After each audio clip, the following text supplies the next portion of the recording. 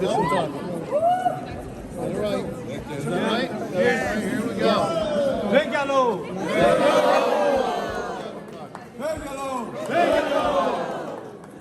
Free Tibet! Free Tibet! Free Tibet! Free Tibet! Free Tibet! Free Tibet!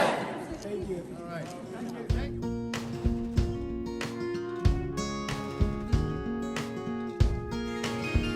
Please gather together. Everyone. This is what we are doing today. Good evening, everyone. It's wonderful to be here with all of you as we observe Tibet Alive, 65 years of resistance and resilience. 65 years of resilience, and I want to talk to you a little bit about that. Because of all of you and your values and your determination and your resistance and resilience, we have a good record of progress in that 65 years. Just think, 65 years ago, His Holiness, a teenager, was forced to leave Tibet under duress, under force, and all the rest. He has been such a force in the world, and I know you're standing up, but I want to share a couple stories with you. I know I'm here with Congresswoman Ileana Ros-Lehtinen.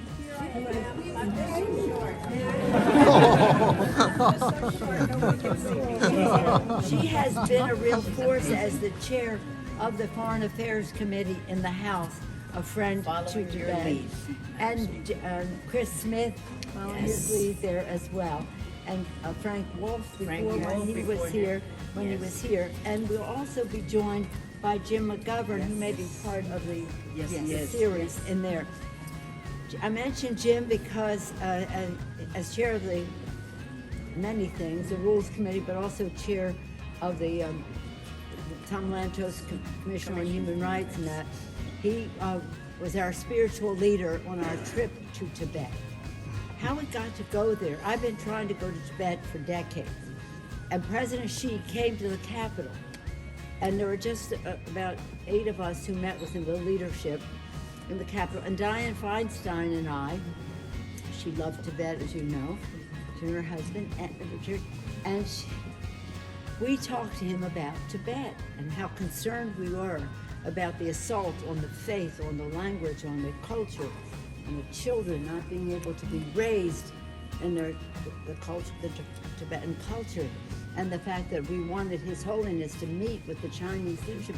He said, you know, you should go to Tibet because it's so different. You don't know. We've made so many improvements there that what you're saying is obsolete. I said, oh, thank you, Mr. President. I've been trying to get a visa to Tibet for 25 years, and now I assume that gives us a visa. So Jim, we had a very strong delegation. We went to Tibet, and it was, I don't know if we had the time to talk about it, but just to tell you this one story. He said, well, we've gilded the temples, the roof of the temple, and they did. But every place we went, we were surrounded by security, monitoring all the rest. Is that Jim? I thought I heard Jim McGovern laughing about it. And there wasn't one word about the Dalai Lama. And when we went to the monastery where the monks were learning, we went to the temple where we were praying, not one word about the Dalai Lama, but every place we went, we talked about the Dalai Lama. And then they said, we want you to go to a traditional Tibetan home and see how happy they are under Chinese rule.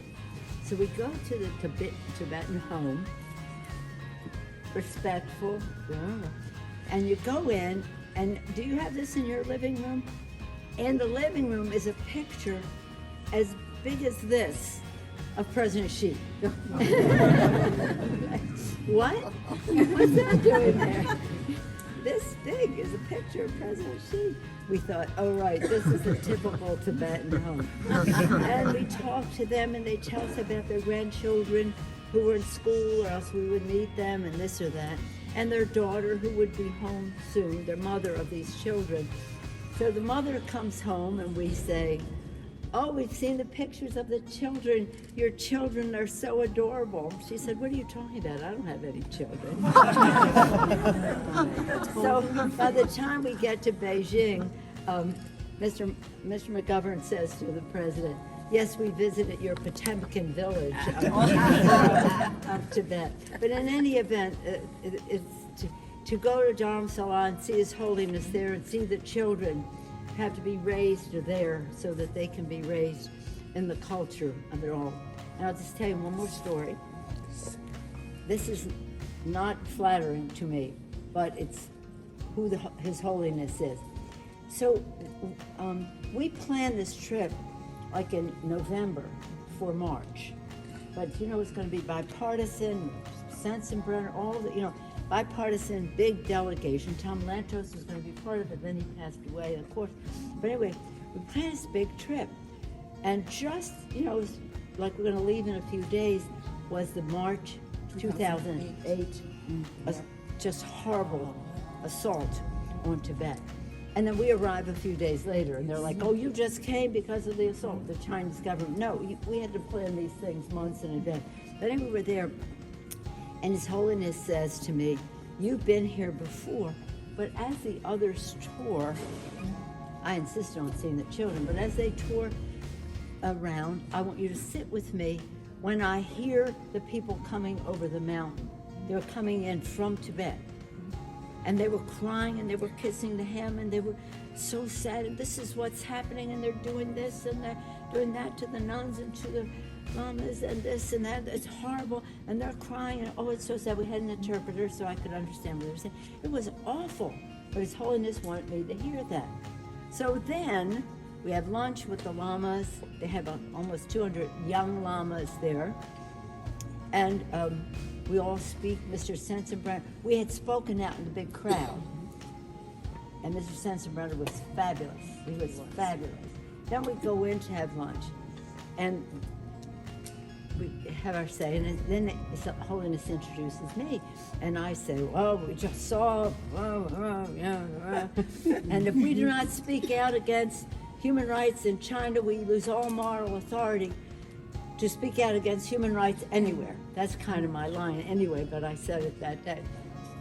His Holiness gets up and then says to the lamas, now let us all pray for Nancy. So we rid her of her negative attitude.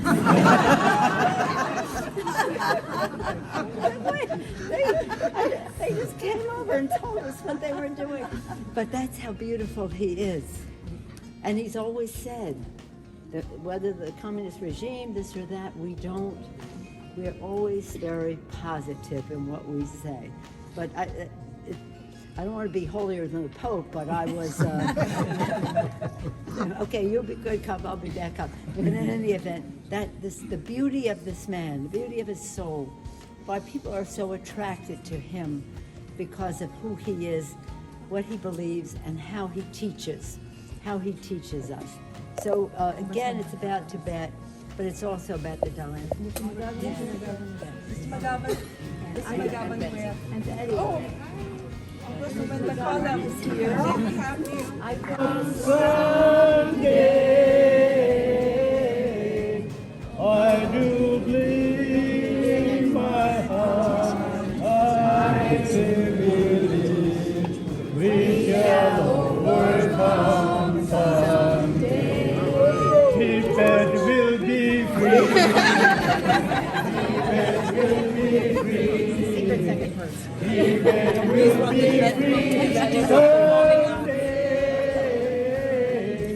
I believe in my heart, I do believe Tibet will be free someday.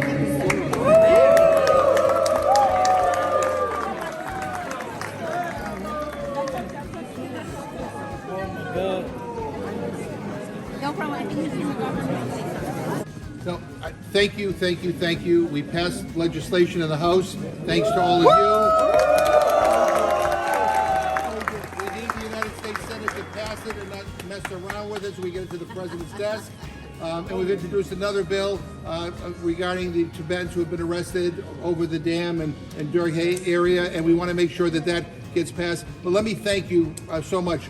This group gets bigger and bigger and bigger every year. And you're an inspiration to me and to so many of our colleagues because what the Tibetan culture stands for, the Tibetan religion stands for, is love and peace and everything that is good, and we need you now more than ever. So thank you, thank you, thank you. I'll always be wind at your back. Thank you so much. But are anybody in the house from Minnesota? Because I know Minnesota Tibetans stand strong. Minnesota.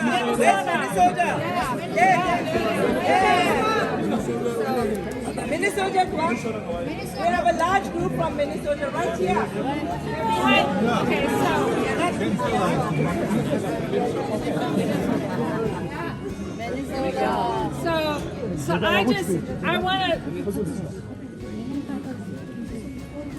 I used to teach school. I can wait till the classroom's quiet because it's hard to project in here. So to all of you, I stand with everything Mr. McGovern said about getting bills passed and that and other things happening. But one of the things that governments do to silence people's voices is to diminish their language. And I don't know how many of you saw this weekend in the newspaper the story about the Chinese government trying to silence the language of the Tibetans being spoken, their own native language, right? So when you remove language, you remove culture. And I know that firsthand from talking to the Native Americans here in the United States who had their language silent at one time by the United States government. So I say to the Chinese government, learn from our mistake. Celebrate the culture, celebrate the language, and let Tibet be free. So thank you for being here.